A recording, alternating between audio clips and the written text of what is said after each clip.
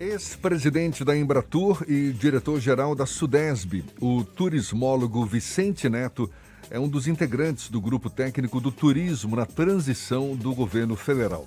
Algumas das iniciativas que estão sendo debatidas, de acordo com Vicente, são reconstruir o Sistema Nacional de Turismo, recuperar a imagem do Brasil no exterior e aproveitar a retomada do turismo internacional pós-pandemia. O turismólogo Vicente Neto é nosso convidado, é com ele que a gente conversa agora. Um prazer tê-lo aqui conosco. Muito obrigado por aceitar nosso convite. Bom dia, Vicente. Bom dia, Jefferson. Vejo o Levi na sala também. Quero mandar um abraço para o meu amigo de longas datas e dizer que é isso. Nós estamos num momento de reconstrução de políticas públicas em nosso país. A eleição do presidente Lula garante uma chama de esperança para os sistemas nacionais que foram desmontados no último período, a realização de conferências nacionais, o fortalecimento dos conselhos nacionais. Na área do turismo, Jefferson, tem um fórum chamado Fornatur, que é um fórum que existe há mais de uma década e que discute em cada estado da federação as suas particularidades, as suas necessidades, define as políticas, define os orçamentos. Então, há essa ideia do grupo de transição de fortalecer o Sistema Nacional de Turismo para garantir que o Brasil volte a gerar emprego e renda. Vocês sabem... Nessa troca de informações com o governo atual, qual é o cenário que vocês estão encontrando na área do turismo, Vicente? Jefferson, essa é uma pergunta talvez central no processo, porque é terra arrasada que nós estamos encontrando. Para você ter uma ideia, em Embratur, a agência que eu tive a oportunidade de presidir, não tem orçamento para 2023. Não é que seja um orçamento pequeno, é que não tem orçamento. Foi ancorada toda a expectativa orçamentária da Embratur num contrato assinado com uma outra instituição, o SEBRAE, que é uma instituição importante em nosso país, e este contrato é que vai garantir pagamento de salários, os contratos internacionais que a Embratur mantém de consultorias para as feiras internacionais. Então, realmente é uma situação muito difícil, uma situação de precarização na área de turismo internacional. E, no caso do turismo brasileiro, o Ministério do Turismo com um orçamento que hoje representa menos de um quarto do que tinha há cerca de 6 anos. Então, um quadro muito difícil para a promoção turística brasileira dentro e fora do país. O turismo, ele é um segmento que gera mão de obra extensiva. Então, se bem estruturada essa ação, ela garante a presença de muita gente na cadeia produtiva. E ela é uma cadeia produtiva ramificada. Você tem o transporte, você tem a gastronomia, você tem a hotelaria, você tem os serviços de um modo geral que giram em torno do turismo, os guias de turismo, os profissionais que atuam no seu planejamento e o impacto na cadeia econômica. Você tem todo o setor de transporte relacionado com o turismo, os aluguéis de automóveis, as compras de automóveis, a linha branca. Os hotéis, eles fazem as suas reformas, eles atualizam a sua linha branca, a geladeira, o frigobar, tudo isso tem impacto na economia. Então, o turismo aquecido, ele garante para a economia aspectos importantes. É só olhar o que acontece no mundo inteiro. Vicente. O Brasil é um país extraordinário, um país vasto. Os brasileiros precisam conhecer melhor o Brasil. É um país continental, um país com belezas extraordinárias, uma cultura muito rica e diversa. Vicente. Então, o trabalho tem sido assim, um trabalho de diagnóstico da situação que nós estamos encontrando para a proposição ao novo governo de saídas em relação a essa política pública. A gente tem conversado com integrantes de outros grupos técnicos do governo de transição e tem sido muito comum essa afirmação de que é cenário de terra arrasada. Qual é a perspectiva que você tem de tempo para reverter essa situação a partir do ano que vem, especificamente na área do turismo, já que a gente está falando sobre isso? Na reunião de hoje, Jefferson, temos reunião às 17 horas, e esse é um dos temas. Ao apresentarmos o relatório final no dia 11, vamos apontar perspectivas. Então, tem um plano inicial de 100 dias de governo, que são ações emergenciais do dia 1º até o 100º dia 1º de janeiro, e tem um plano de 4 anos, que é o plano de governo, que vai ser apresentado também num conjunto de iniciativas para que o novo governo se debruce sobre elas e decida quais são as prioridades. Porque, como diz o nosso povo, que é muito sábio, é muito fácil destruir, construir dá mais trabalho. Então, você construir um sistema nacional, realizar conferências nacionais, fazer os pactos federativos, definir orçamento, implementar ações, isso custa muito tempo. Depois você destrói os sistemas. Isso aconteceu em todas as áreas. No esporte, onde eu milito também hoje, aconteceu a mesma coisa. Não tem política pública de esporte no Brasil.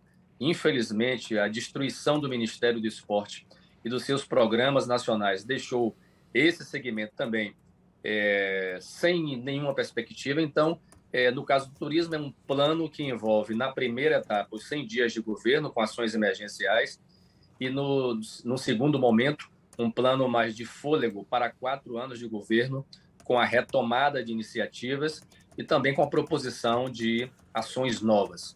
Vicente Ernesto aqui, bom dia. Eu queria te Bom dia, fazer uma Ernesto. pergunta, não exatamente sobre diagnóstico, mas com base nesse cenário de terra arrasada que vocês estão encontrando, com base na dificuldade de orçamento para o ano que vem, né? Porque não é só remanejar, tem que se encontrar um espaço orçamentário para a retomada de várias políticas, mas eu queria te fazer uma pergunta, aproveitando inclusive o fato da sua passagem aqui pela SUDESB, que é um órgão exatamente de gestão das políticas de esporte aqui no plano do Estado, e também a sua experiência como gestor da Embratur, né? Nesse redesenho do governo federal, o que está se imaginando? Onde é que vai se colocar o esporte? Onde é que vai se colocar o turismo? Já que há uma tradicional confusão ou mistura entre turismo e entretenimento, e às vezes mistura turismo com cultura e esporte vai no bolo, e são políticas que têm necessidades bem específicas, embora elas possam, evidentemente, estar articuladas, né? Mas nesse redesenho aí da estrutura da esplanada dos ministérios, qual vai ser o lugar do turismo, qual vai ser o lugar do esporte? Já se tem isso? Bom falar contigo, Ernesto. Nós estamos interagindo com os demais grupos de transição. Na área da cultura, tem um movimento forte para tirar a Secretaria Nacional de Cultura, que hoje está dentro do Ministério do Turismo, e você tem razão, tem uma confusão aí estabelecida com essa fusão, e recriação do Ministério da Cultura. Na área do esporte, o movimento é o mesmo. O grupo de transição do esporte, eu tenho colaborado lateralmente com os amigos que estão no grupo. Nós temos um movimento forte de recriação do Ministério do Esporte, separando da área da cidadania, que é onde o esporte está hoje. Então, a tendência, caso isso se confirme, é o turismo ter pasta própria, a cultura, nesse primeiro momento, também. O movimento é mais forte na cultura do que no esporte. E mais à frente, quem sabe, a gente retomar o Ministério do Esporte. Então, devem ser esses os lugares que estão no desenho dos grupos de transição. Naturalmente, o novo presidente vai ter que definir se cria os ministérios, porque isso cria na sociedade também, é um debate antigo, uma confusão em relação à quantidade de ministérios. Normalmente, isso é lido pela sociedade como mais gastos públicos, etc., quando, na verdade, não acontece isso. Se você separa uma secretaria nacional, como a do esporte ou da cultura, transforma em ministério e não cria cargos, você leva os cargos e o orçamento, você não está criando despesa nova. O problema é que, com a destruição do que aconteceu, esses ministérios são pautas importantes, transversais, realmente vão precisar de mais orçamento.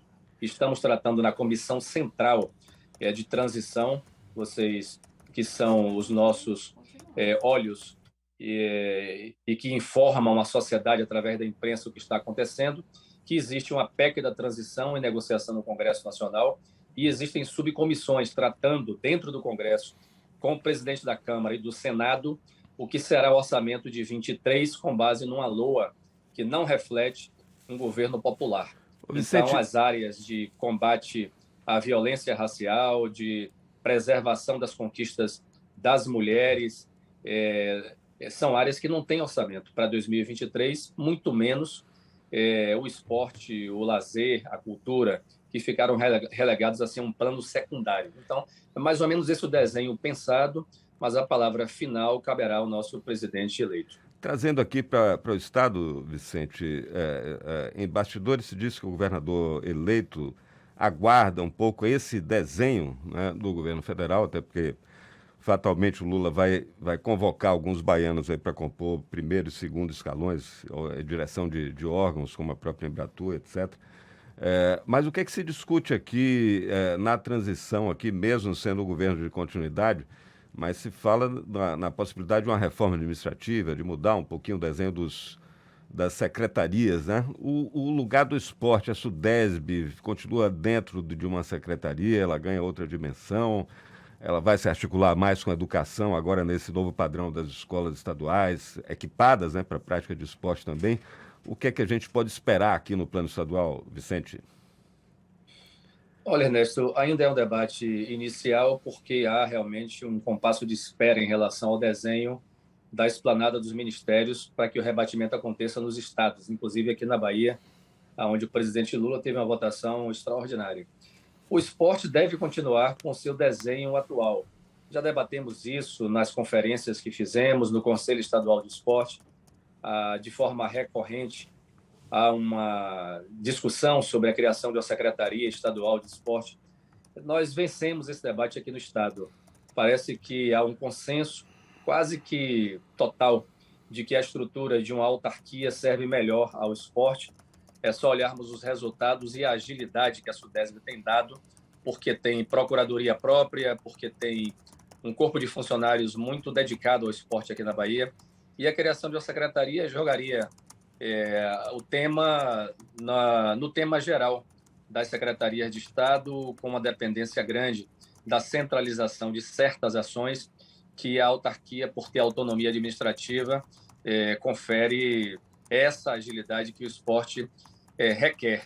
Então, é um pouco do que nós estamos defendendo aqui. Naturalmente que o novo governador tem a caneta e pode decidir, mas o movimento em torno do esporte defende isso, em maioria. São poucas as vozes que ainda não concordam com a ideia de não termos uma secretaria. Esse consenso foi conseguido no curso desse período. São mais de 100 obras no momento em curso. A SUDESB, para quem não sabe, realiza obras. É uma estrutura robusta. Hoje, só perde para São Paulo em volume de recursos. Nós assumimos a SUDESB com a execução em obras, em média, de 35 milhões de reais. Estamos fechando 2022 com 200 milhões de investimentos só em obras relacionadas ao esporte. E você fez essa relação, Ernesto, com a educação. A nossa relação é muito próxima. Esses complexos que foram inaugurados, toda a ação e a dimensão do esporte educacional, com os jogos escolares, os jogos estudantis, do Comitê Olímpico Brasileiro e também da CBDE, da Confederação Brasileira do Esporte Escolar. Tudo isso é feito entre a SUDESB e a Secretaria de Educação, movimenta milhares de jovens aqui na Bahia. Então, parece que essa estrutura será mantida, é a sensação que eu tenho, porque tem dado certo. Vicente Neto, que é ex-presidente da Embratur, diretor-geral da SUDESB, a Superintendência de Desportos do Estado da Bahia, também integrante do Grupo Técnico do Turismo na transição do governo federal. Muito obrigado pela sua disponibilidade, sucesso aí com os seus novos desafios e seja sempre bem-vindo aqui conosco. Bom dia, até uma próxima, Vicente. Bom dia, um abraço, Jefferson, um abraço, Ernesto, Levi. Fiquem com Deus. Excelente dia para aqueles que nos assistem e nos ouvem também. Agora são 7h51 na Tarde FM.